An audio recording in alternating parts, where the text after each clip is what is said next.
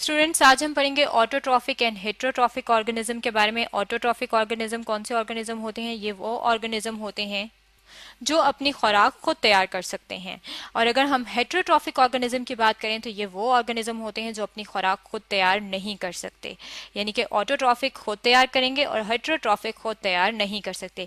अब अगर हम ऑटोट्रॉफिक की बात कर लें कि ऐसे कौन से ऑर्गेनिज्म हैं जो अपनी खुराक खुद तैयार करते हैं, तो वर्ल्ड में प्लांट्स जो हैं ये ऐसे ऑर्गेनिज्म हैं जो अपनी खुराक खुद तैयार करते हैं।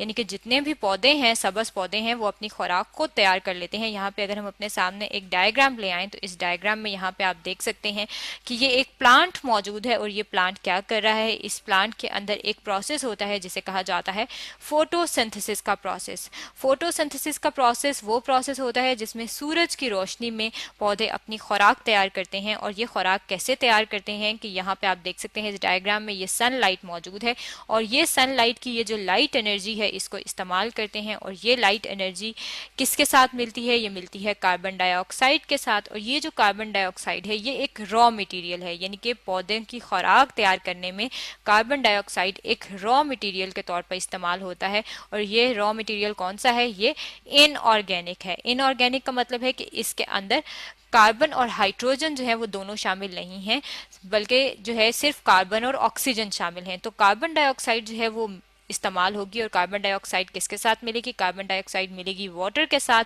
वाटर जो है ये कहाँ पे मौजूद होगा? वाटर मौजूद होता है जो भी ज़मीन के अंदर जड़ें जो हैं वो पानी जज़ब करती हैं, तो वो पानी जो है वो पौधे इस्तेमाल करते हैं। और कार्बन डाइऑक्साइड और वाटर मिलके क्या बना देते हैं? बना देते हैं ग्लूकोज। और ये जो ग्लूकोज है ये शुगर के इसे कहा जाता है, यानी कि शुगर तैयार हो जाती है। और ये जो शुगर है ये क्या है? ये एक ऑर्गेनिक कंपाउंड है।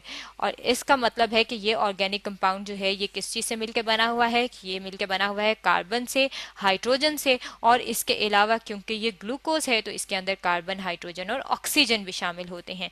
अब जब ये ग्लूकोज तैयार हो जाता है तो ये ग्लूकोज जो है ये पौधे अपनी खुराक के तौर पर इस्तेमाल करते हैं और अपनी खुराक इन्होंने खुद तैयार की है। और इस प्रोसेस में यहाँ पे अगर आप देखें तो ऑक्सीजन रिलीज होती है और ये ऑक्सीजन बाद में हवा में रिलीज कर दी जाती है।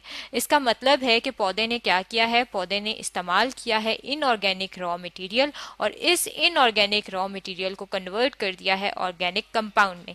और ये ऑर्गेनिक कंपाउंड कहाँ पे बाद में इस्तेमाल किया है? पौधे ने अपनी खुराक के लिए इस्तेमाल किया है। इसका मतलब है कि प्लांट्स क्या हैं?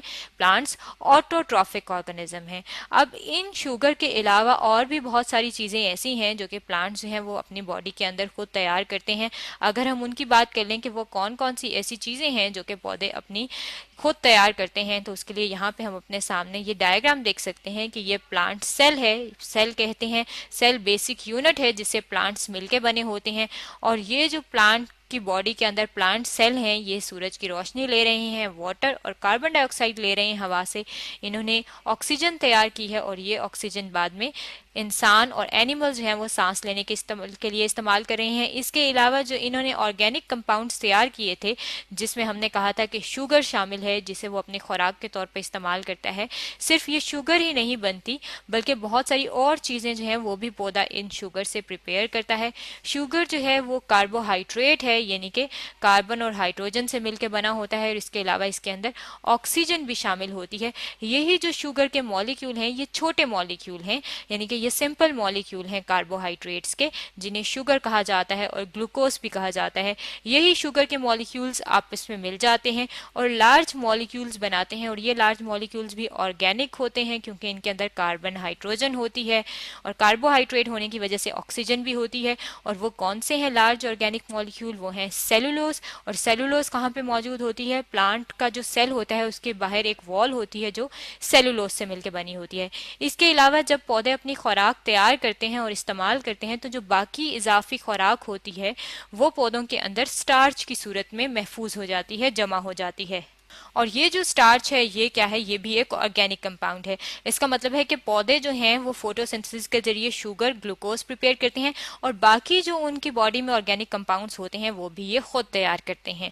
अब अगर हम बात कर लें हेट्रोट्रॉफिक ऑर्गेनिज्म की, तो हेट्रोट्रॉफिक ऑर्गेनिज्म जो हैं ये वो ऑर्गेनिज्म होते हैं जो अपनी खुराक खुद तैयार नहीं कर सकते।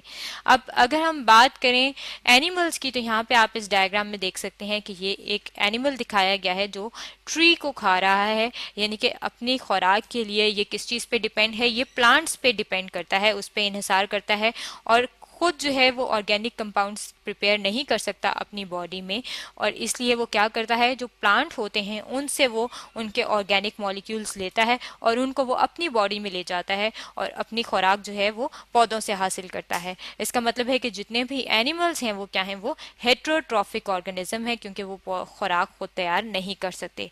ये तो था ऑटोट्रॉफिक एंड हेट्रोट्रॉफिक ऑर्गेनिजम्स के बारे में, जो कि आज हमने स्टडी किया है।